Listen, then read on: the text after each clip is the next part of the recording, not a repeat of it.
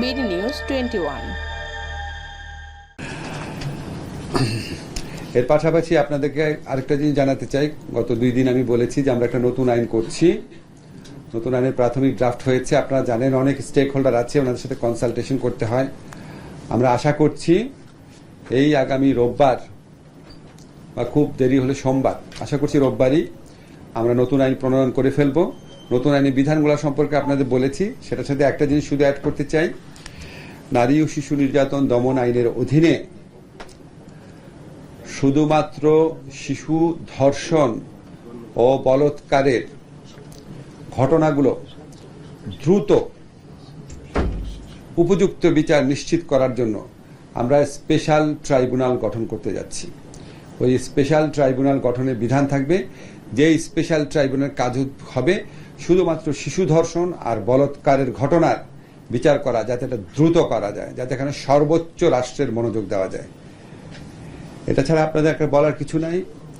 ধর্ষণ ব্যক্তি পর্যায়ের একটা অপরাধ ঘটনা, কিন্তু এটা নিয়ে রাষ্ট্রের দায়িত্ব আছে। আমি আপনাদেরকে নিশ্চিত করতে চাই যে এখানে আমাদের বিন্দু মাত্র অবহেলা নাই। আপনারা দেখেছেন সাথে সাথে অপরাধীদেরকে গ্রেফতার করা হয়েছে, পরের দিন ডিএনএ স্যাম্পল গ্রহণ করা হয়েছে।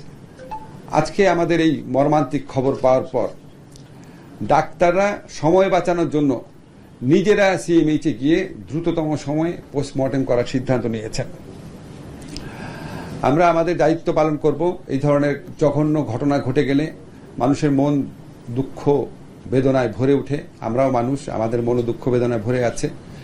আমাদের কর্তব্য কর্মে কোনো রকম অবহেলা হবে না।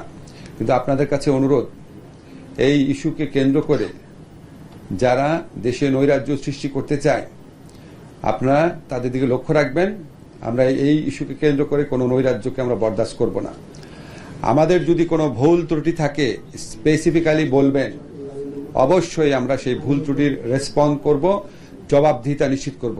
কিন্তু আপনাদেরকে আমরা নিশ্চিত করতে চাই এখন পর্যন্ত অন্তত এই ক্ষেত্রে আমাদের কোনো ভুল নাই, এবং ইনশাআল্লাহ আমরা চেষ্টা করব ভবিষ্যতে ভুল হলে ভুল কারেক্ট করার জন্য।